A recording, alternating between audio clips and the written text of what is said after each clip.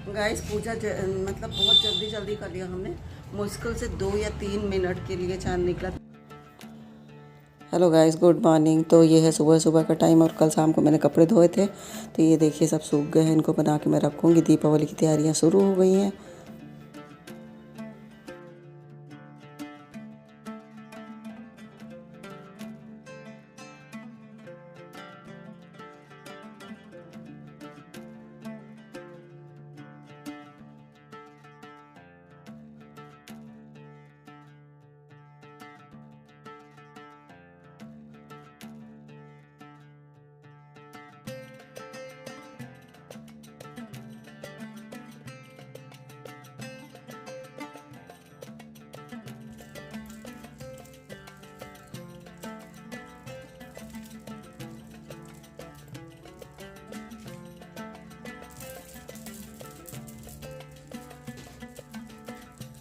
अच्छा लग रहा है नहीं? हाँ हाँ, यहीं पे अच्छा है। ये अच्छा हुआ ये छोटा है।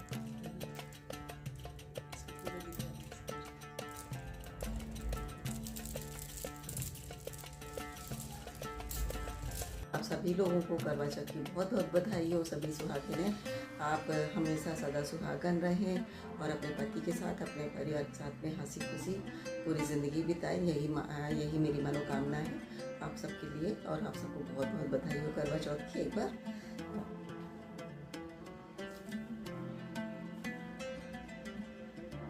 और अभी मेरे बाल सूखे नहीं हैं, बाल गीले हैं। तो बाल सूखते रहेंगे तब तक मैं सोचती हूँ मैं काम निपटा लेती हूँ। तो चलिए काम करते हैं, क्योंकि ये त्यौहार का टाइम ऐसा होता है। आज का दिन खास करके लोग बोलते हैं टाइम पास नहीं होता। मुझे ऐसा होता है कि मुझे टाइम नहीं मिलता। कभी अभी आज ही भाभी का फ़ोन आ गया, ऐसे कभी बीच बीच में फ़ोन भी आते रहते हैं, बातचीत भी चलती रहती है और काम भी चलता रहता है। तो सबसे पहले मैं बनाती हूँ, जाके देखती हूँ। अभी दही बड़े के लिए दाल भी पीसनी है और सोचा तो बहुत कुछ है बनाने के लिए। देखती हूँ क्या क्या बनता है। हालांकि कोई खाने वाला इतना है नहीं, लेकिन ये है कि एक रस्म है, एक वो है पूजा के लिए, भोग के लिए, तो वो सारी चीज़ें बनानी पड़ेगी। तो इसलिए चलती हूँ, अभी से बनाती हूँ और फिर उसके बाद पूजा की तैयारी करूँगी। तो आप लोग बने रहिएगा ब्लॉग में। आप लोग को अच्छा लगे तो लाइक करें, सब्सक्राइब करें। तो चलिए चलते हैं फिर चलिए। तो ये देखिए अभी अभी मैं सोचती हूँ कि ये दाल भिगो देती हूँ, तो दोपहर तक में अच्छे से भीग जाएगी दही बड़े बनाने के लिए। और ये भिगो रही हूँ मैं छोले। तो ये पानी आपको काला काला दिख रहा होगा। तो ये चाय पत्ती और मसाले जितने भी थे सब मैंने वो उसमें डाल के उबाल दिया था, इसलिए पानी काला है। और साथ में ये बन रही है खीर। तो एक साथ में सब काम हो जाएंगे ना, तो क्या है मुझे शाम के लिए परेशानी नहीं होगी। और नहीं तो अकेले करने में ना क्या होता है, चारों तरफ फैल जाता है काम इधर से उधर। और बहुत अच्छी स्वादिष्ट खीर बनती है। खीर बना के मैं रख दूँगी थोड़ी देर के लिए। और पनीर की सब्ज़ी बिल्कुल तैयार है। तो ये देखिए ये है पनीर की सब्ज़ी। और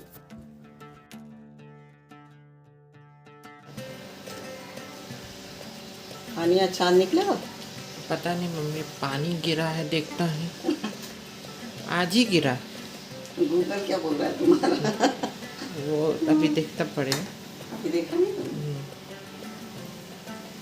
पूरे टाइम नहीं गिरा, हाँ। मतलब जब तक कूलर नहीं बना था तब तक बहुत काम। गाइस इतना मुश्किल हो रहा है। कल सफाई तो बहुत दिनों से चल रही है ना।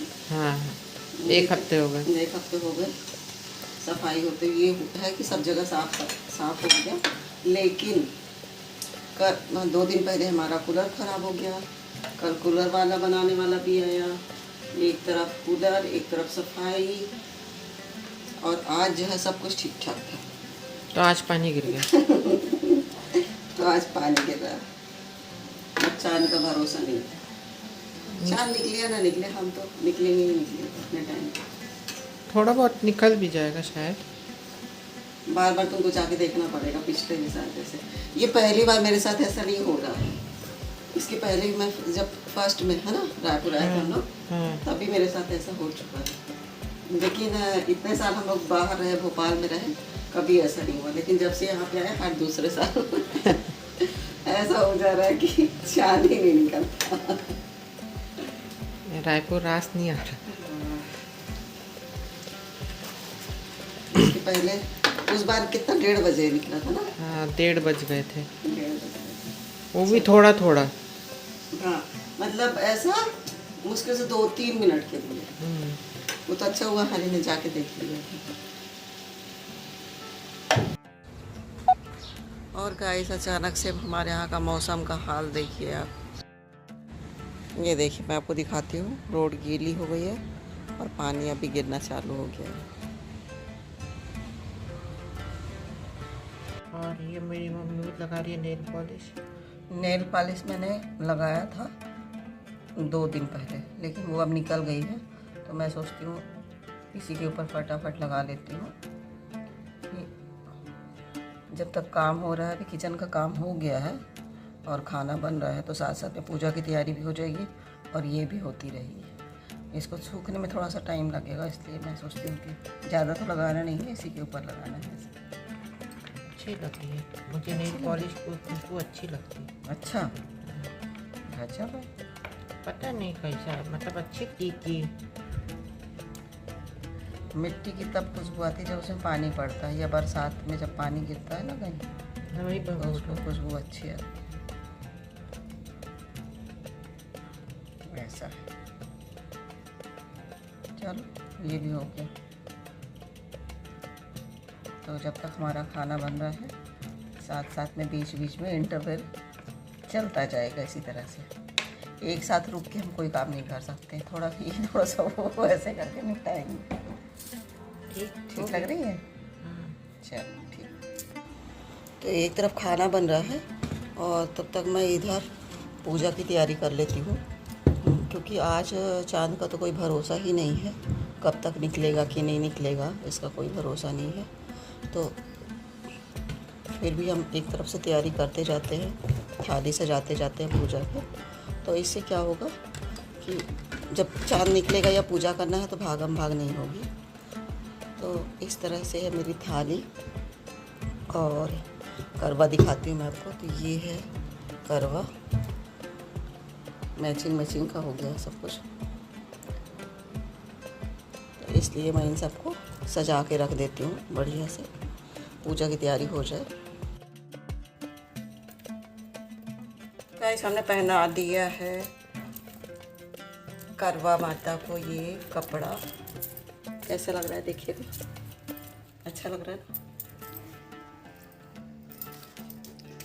और ये सच गया है, ये हो गया है। ये फूल माला, ये खाना,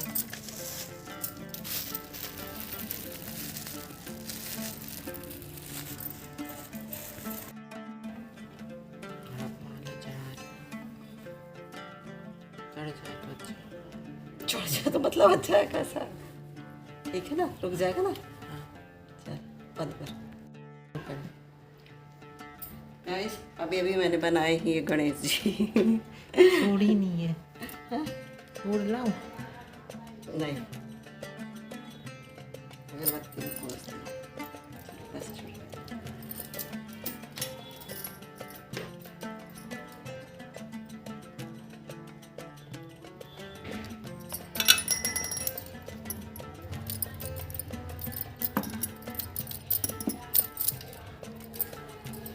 सब नीचे ही रखना पड़ेगा ना।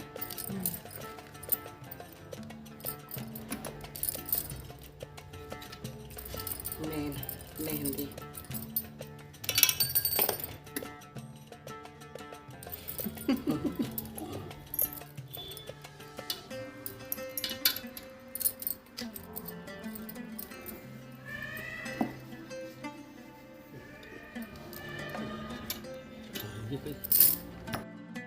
एक भाई ने दिया जलाया, दूसरे भाई ने छलनी देकर उसे ढक्कन और नकली चांद दिखाकर बहन से कहने लगा कि चल चांद उग गया, अर्घ दे दे। बहन अपनी भाइयों की से कहने लगी कि चलो अर्घ दे दे। भाइयों बोले तुम्हारा चांद होगा, हमारा चांद तो रात को गया। बहन ने जब अकेली अर्घ दे दिया और खाने लगे तो पहले एक गिलास में बाल आ गया, दूसरे गिलास में कंकड़ आ गया, तीसरे गिलास मुँह की ओर किया तो उसके ससुराल संदेश आया कि उसका पति बहुत बीमार है, जल्दी भेजो।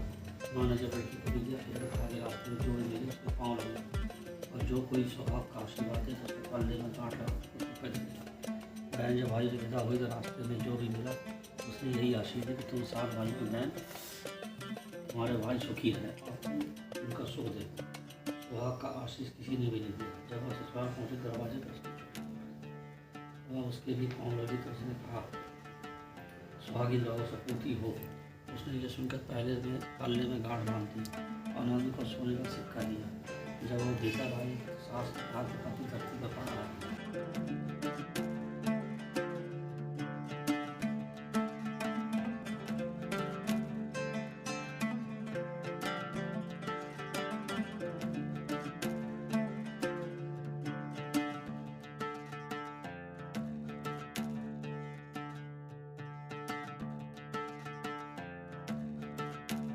गैस चाँद निकल गया तो हम जा रहे हैं छत पे पूजा करने। चप्पल पहनोगे? हाँ मैं तो बिना चप्पल भी करूँगी।